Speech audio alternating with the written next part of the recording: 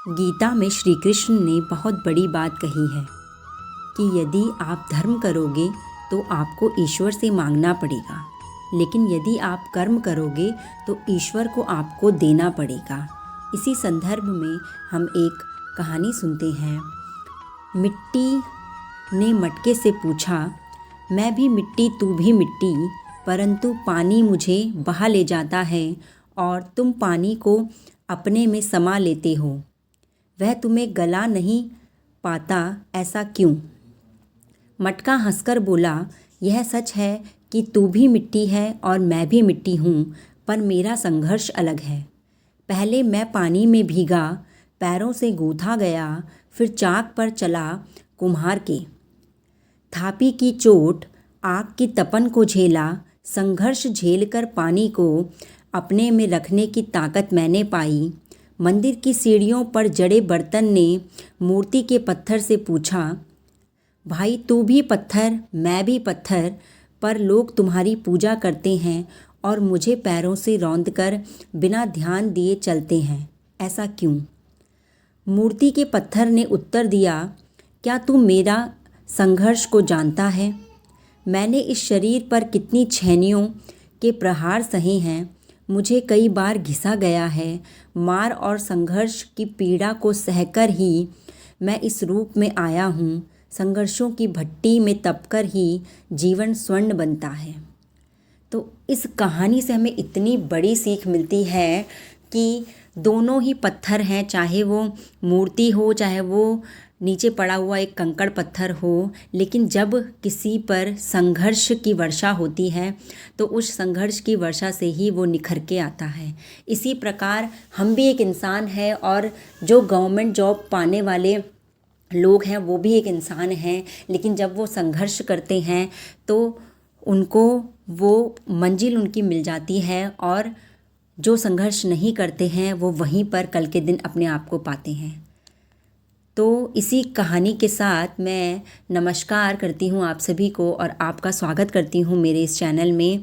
और मुझे आशा है कि आप सभी अच्छे होंगे, मैं भी अच्छी हूँ और संघर्ष करते रहिए, बस यही मेरी आपसे आशा है। अगर आपको कोई भी कष्ट है तो उस कष्ट को भूलकर सिर्फ़ और सिर्फ संघर्ष के ऊपर ध्यान दीजिए। तो दिन की शुरुआत वही नॉर्मल काम से होती है हाउसवाइफ की, और काम करने के बाद चाय वाय पीकर बच्चों को फ्रूट्स वगैरह खिलाकर सुबह मैं दिन की खाने की तैयारियों में लग जाती हूँ। और मेरे एक यूज़र ने मुझसे पूछा था कि आप बिहार की प्रिपरेशन, जो बीपीएससी की प्रिपरेशन है, वो नहीं कर रही हैं क्या? तो मेरे मन में आया कि क्यों नहीं, मतलब बीपीएससी मैंने अभी तक बस मैंने सुना है कि बीपीएससी का एग्ज़ाम हो रहा है। बीपीएससी 2.0 रिसेंटली हुआ था, तो बीपीएससी 3.0 होने वाला है, मैंने ऐसा सुना था। तो अभी मैंने इसके ऊपर ध्यान नहीं दिया था और ना ही मैंने इसके बारे में अभी देखा था।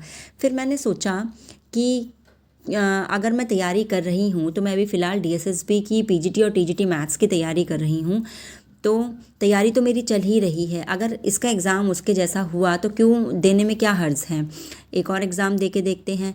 देखिए, अगर हम जब बार बार एग्ज़ाम देते हैं तो ये हमारी परीक्षा है, उसका मतलब ही क्या आता है, परीक्षा।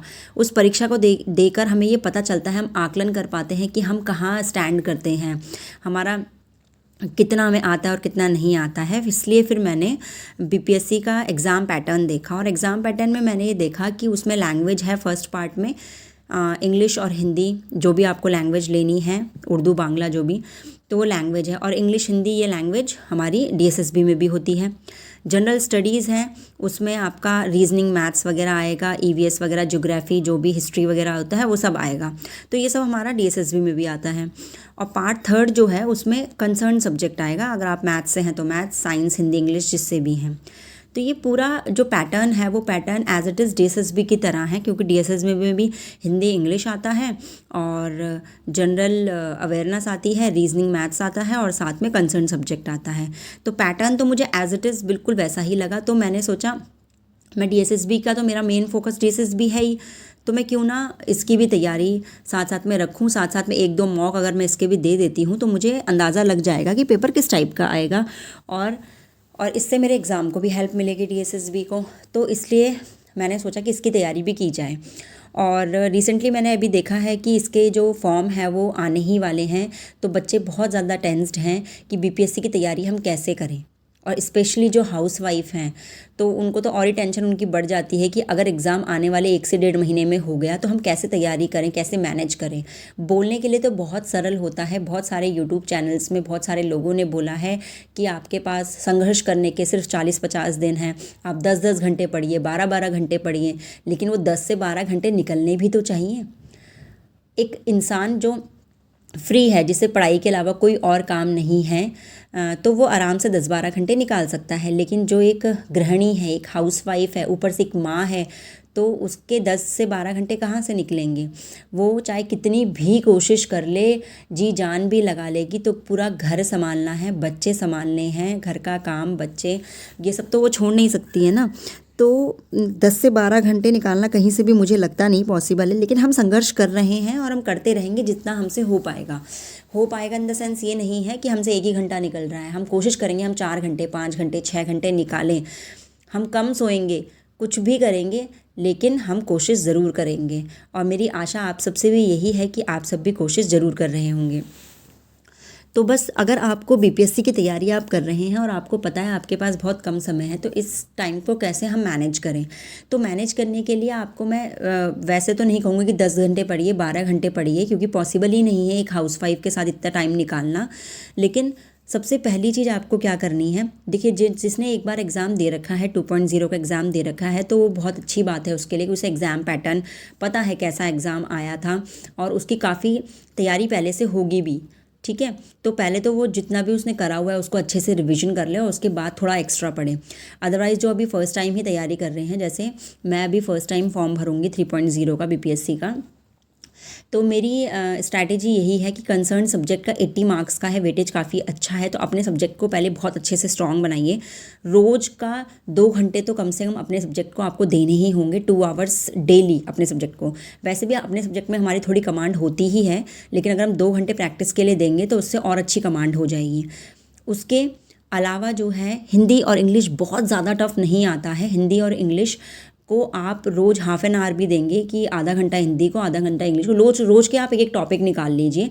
1 घंटा भी अगर आप दे देंगे हिंदी और इंग्लिश को, तो रोज़ के एक टॉपिक निकाल लीजिए कि रोज़ हमें एक टॉपिक करना है, तो 40-50 दिन में आपके सारे टॉपिक्स आराम से कवर हो जाएंगे और प्रैक्टिस भी आप कर लेंगे। और जो भी टॉपिक्स आप करें तो प्लीज़ उसका एक प्रैक्टिस सेट ज़रूर करें, चाहे वो 10 क्वेश्चंस का हो, चाहे 20 क्वेश्चंस का हो। तो इस तरीके से आप हिंदी इंग्लिश हो जाएगा, आपका कंसर्न सब्जेक्ट हो जाएगा। और साथ ही आप रोज़ का एक टॉपिक ज़रूर उठाएं, जनरल अवेयरनेस का। जीके जो है वो बहुत ही वास्ट होता है, तो आप ऐसा तो पूरा तो उसे कर ही नहीं पाएंगे कभी भी, लेकिन इन 40-50 दिनों में अगर रोज़ एक टॉपिक उठाएंगे तो 40-50 टॉपिक आपके हो जाएंगे और बहुत ज़्यादा आपको हेल्प मिलेगी। अगर आपको समझ में नहीं आता है कि कौन से टॉपिक करें और कौन से ना करें, तो मैं हर वीडियो में आपको बताती हूँ कि मैं कौन सा टॉपिक कर रही हूँ, और जो भी मैं टॉपिक करती हूँ वो टॉपिक इम्पॉर्टेंट टॉपिक ही करती हूँ, क्योंकि बहुत ज़्यादा वास्ट होता है। History, geography, world geography, polity, constitution, ये सब मिला के बहुत ज़्यादा वास्ट सब्जेक्ट है जनरल अवेयरनेस अपने आप में ही। तो उसके लिए हमें चुनिंदा पहले टॉपिक करने हैं जो सबसे इंपॉर्टेंट टॉपिक्स हैं, जो हर एग्ज़ाम्स में आते ही आते हैं। जैसे अगर आप बात करें तो कॉन्स्टिट्यूशन में आर्टिकल्स आते हैं, शेड्यूल्स आते हैं, डीपीएसपी आता है, हिस्ट्री में आपकी मॉडर्न हिस्ट्री, गांधी जी वगैरह, इससे काफ़ी क्वेश्चंस आते हैं। तो ऐसे इंपॉर्टेंट टॉपिक्स आपको उठाने हैं। ज्योग्राफी में रिवर्स, माउंटेन्स, तो ये हर वीडियो में मैंने आपको टॉपिक बता रखा है, और एक वीडियो में जल्द ही लेके आऊँगी जिसमें मैं जो मोस्ट इम्पॉर्टेंट 25 to 30 टॉपिक्स होते हैं जनरल अवेयरनेस के, वो भी डिस्कस करूँगी। तो इस तरीके से आप रोज़ का अपना बना लीजिए कि रोज़ एक टॉपिक मुझे जनरल अवेयरनेस का करना है, और उसके साथ मुझे हिंदी को आधे से 1 घंटा देना है, इंग्लिश को भी, और अपने सब्जेक्ट को 2 घंटे मिनिमम देने ही देने हैं। तो 4 से 5 घंटे की कम से कम आप स्टडीज़ कर पाएंगे। इसके अलावा अगर आपके पास टाइम मिलता है तो आप रीजनिंग और मैथ्स को भी उठा के देखिएगा थोड़ी थोड़ी देर। तो बिल्कुल भी पैनिक नहीं होना है। सबसे बड़ी दिक्कत क्या होती है ना, बच्चे जो भी लोग हैं, हम सब लोग पैनिक हो जाते हैं। अगर हम पैनिक हो गए ना, तो जो हम करना चाहते हैं ना, हम वो भी नहीं कर पाएंगे। बिल्कुल भी डरना नहीं है किसी भी चीज़ से। काफ़ी सारे लोग तो डर के मारे फॉर्म ही नहीं भरेंगे, सोचेंगे कि 1 महीने में हम क्या तैयारी कर लेंगे या 1.5 महीने में हम क्या तैयारी कर लेंगे। भाई फॉर्म भरने में क्या है, अगर आप किसी भी चीज़ से भागोगे ना, तो ज़िंदगी भर भागते ही रहोगे, आप कभी भी उस चीज़ को अचीव नहीं कर पाओगे। अगर हम किसी चीज़ से डरते हैं, तो वो डर हमारी लाइफ में ज़िंदगी भर बना रहेगा। बिना संघर्ष के तो लाइफ चलने वाली ही नहीं है। कभी ना कभी आपको संघर्ष करना ही पड़ेगा। हम डेली लाइफ में भी, हम हाउसवाइफ कितना संघर्ष करती हैं। सुबह से हम लग जाती हैं और रात तक हम लगी रहती हैं। और अगर आप एक माँ हो, तो आप रात भर भी लगे रहोगे। छोटा बच्चा है तो बच्चे के साथ उठना पड़ता है, बार बार उसको दूध देना पड़ता है, उसके साथ उसको नैपीज़ उसकी चेंज करनी पड़ती हैं। तो ये 24 घंटे का स्ट्रगल होता है। जब हम इतना स्ट्रगल कर सकते हैं, तो और स्ट्रगल क्यों नहीं। हमारी जो कहते हैं ना, एक स्त्री होती है, स्त्री ही जननी है। तो वो जननी, जगत जननी ऐसे ही नहीं बनी। वो जगत जननी इसलिए बनी है क्योंकि उसकी जो लाइफ है वो संघर्षों से बनी है, और संघर्ष करने से कभी भी एक स्त्री कभी भी पीछे नहीं हटती है।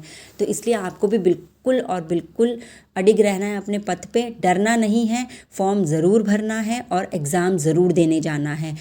तैयारी पूरी हो ना हो, कभी भी 100% तैयारी किसी की भी नहीं होती। जो टॉपर्स भी हैं, उनके मन में भी हमेशा ये रहता है, काश मैं ये पढ़ लेता और काश मैं ये पढ़ लेती। तो इसलिए 100% तैयारी किसी भी चीज़ की नहीं होती है। कभी भी ये सोच कर एग्ज़ाम को आप छोड़े ना कि मेरी अभी तैयारी नहीं है, मैं अगले साल दूंगा या अगले साल दूंगी।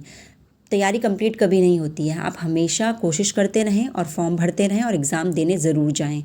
इससे आपका मनोबल बढ़ेगा, धीरे धीरे आप प्रोग्रेस ही करेंगे। कभी भी आप अगर पढ़ते रहेंगे, कंटिन्यूटी आपकी रहेगी, तो कभी भी आपकी पढ़ाई की वजह से नॉलेज कम नहीं होगी, नॉलेज बढ़ती ही रहेगी। तो इसलिए हमेशा आप बस आगे बढ़ते रहें। और आज भी मैंने वही, क्योंकि आजकल मेरी बेटी की तबीयत भी थोड़ी सही नहीं चल रही है, उसके दांतों में कैविटी है, तो काफ़ी परेशान है वो। तो इसलिए मैं बहुत ज़्यादा आजकल स्टडीज़ नहीं कर पा रही हूँ। भले वो 5 साल की है, लेकिन कहते हैं ना कि जब भी इंसान बीमार होता है तो अपनी माँ को ही ढूंढता है। तो बच्चे तो वैसे भी अपनी मम्मी को ही ढूंढते हैं। तो वो आजकल बीमार है, उसके पेन रहता है, तो इस वजह से वो मुझे ही ढूंढती है, बार बार मेरे पास ही आती है। तो इसलिए आजकल मैं ज़्यादा नहीं पढ़ पा रही हूँ, क्योंकि मुझे घर में बच्चे भी देखने हैं, और बच्चों से बढ़कर तो मुझे नहीं लगता कि एक माँ के लिए कुछ होता है।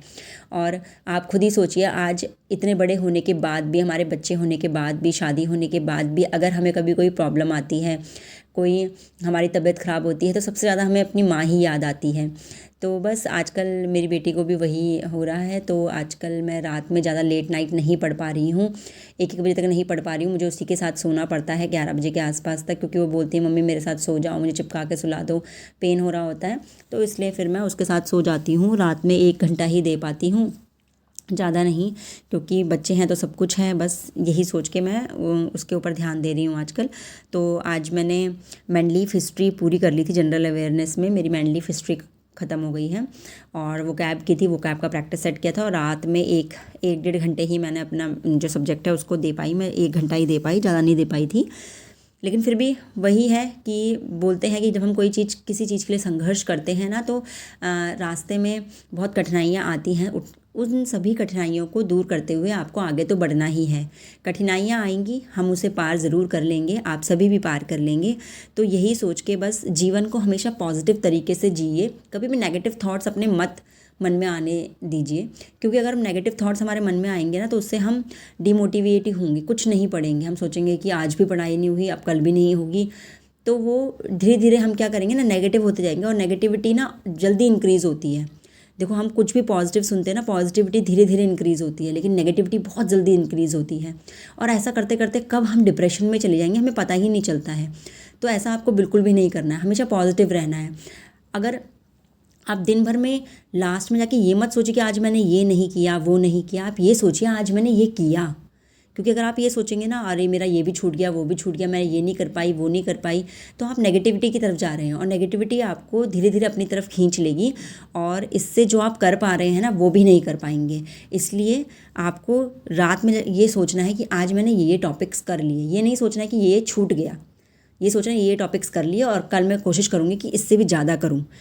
तो इसलिए आपको पॉजिटिविटी की तरफ जाना है। और हमेशा मैं एक चीज़ ज़रूर बोलती हूँ कि हमेशा मैं इसलिए आपको वीडियो के शुरू में कोई एक अच्छा विचार सुनाती हूँ कि हमेशा आपको दिन भर में एक अच्छा विचार सुनना चाहिए कि जिससे आपका पूरा दिन मोटिवेटेड रहे और आप हमेशा आगे बढ़ते रहें, कभी भी पीछे ना हटें। तो इसी के साथ बस मैं यही कहना चाहूँगी कि बीपीएससी की तैयारी में भी आप लगे रहिए, चाहे दिन कम है लेकिन आप फिर भी कर लेंगे, मुझे पूर्ण विश्वास है। और मैं भी डीएसएसबी का फॉर्म तो भर ही रही हूँ और साथ ही मैं बीपीएससी का फॉर्म भी भरूँगी, उसका भी एग्ज़ाम दूँगी। हम मिलके तैयारी करेंगे। और मेरे लिए भी अगर आपके पास कोई सजेशंस होंगे तो कमेंट सेक्शन में ज़रूर लिखें। और वीडियो पसंद आती हो तो प्लीज़ वीडियो को लाइक शेयर ज़रूर करें।